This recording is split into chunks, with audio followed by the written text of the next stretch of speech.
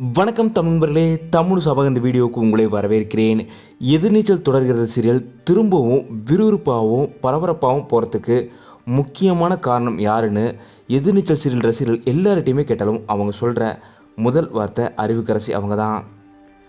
அந்தளவுக்கு பரபரப்பாகவும் விறுவிறுப்பாகவும் இவங்க வந்ததுக்கப்புறம் சீரியல் போயிட்டுருக்கு. இவங்களோட உண்மையான பேர் காயத்ரி. இவங்களை நீங்கள் இதுக்கு முன்னாடி ஒரு சீரியலில் லீட் ஹீரோயினாகவும் பார்த்துருப்பீங்க. அந்த சீரியல் கலர்ஸ் தமிழில் பேரழகி சீரியல். இந்த சீரியலில் இவங்க ஹீரோயினாக நடிச்சிருப்பாங்க. இதில் ஜோடியாக விராட் அவங்க கூட நடிச்சிருப்பாங்க. எதிர்நீச்சல் அறிவுக்கரசி மாதிரி இவங்களோட நிஜ வாழ்க்கை கிடையாது. ரொம்பவும் நல்ல குணம் கொண்டவங்க தான் அறிவுக்கரசியாக நடித்த காயத்ரி அவங்க.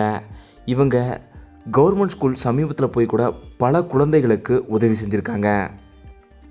வர்ற வருமானத்தில் பல உதவிகளை மக்களுக்கு செய்கிறது தான் காயத்ரி அவங்களோட ரியல் லைஃப் வாழ்க்கையே. அந்தளவுக்கு பலருக்குமே உதவக்கூடியவங்க தான் காயத்ரி அவங்க. 1995 சென்னையில் பிறந்த இவங்களுக்கு இப்போ 30 வயசு ஆகுது. இவங்க காலேஜ் முடிச்சதுக்கப்புறம் ஜூனியர் ஆர்டிஸ்ட்டாக போய் சேரலாம் சினிமாவில் அப்படின்னு தான் முதல் முறையாக வந்திருக்காங்க. அப்படி தான் தனுஷ் நடிப்பில் வெளியான யாழ்டி நீ மோகினி திரைப்படத்தில் இவங்க ஜூனியர் ஆர்டிஸ்ட்டாக அறிமுகமாக வராங்க. இதுதான் இவங்களோட முதல் திரைப்படம். இந்த திரைப்படத்துக்கு அப்புறம் இவங்களுக்கு மருதில் சூரி கூட ஜோடியாக நடிக்கிற வாய்ப்பு கிடைச்சது. இதை தொடர்ந்து மான் கரத்து, இனிமே இப்படிதான்னு சில திரைப்படங்களில் ஜூனியர் ஆர்டிஸ்டாக நடிக்கிறதுக்கு மட்டும்தான் இவங்களுக்கு வாய்ப்பு கிடைச்சது. தொடர்ந்து 30க்கும் மேற்பட்ட திரைப்படங்களில் இவங்க ஜூனியர் ஆர்டிஸ்டாக நடிச்சிருக்காங்க. அப்போ தான் சினிமாவில் நடித்தா ஜூனியர் ஆர்டிஸ்டாக மட்டும்தான் நடிக்க முடியும்னு இவங்க சீரியல் பக்கம் திரும்பியிருக்காங்க.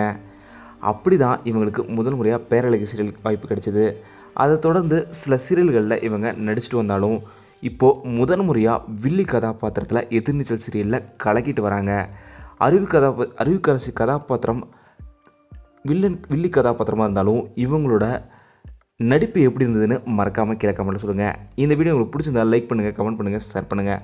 தமிழ் சேனல் நீங்கள் சப்ஸ்கிரைப் பண்ணலன்னா சப்ஸ்கிரைப் பண்ணுங்கள். மறக்காம பக்கத்தில் இருக்க பெல் ஐக்கானை கிளிக் பண்ணிடுங்க.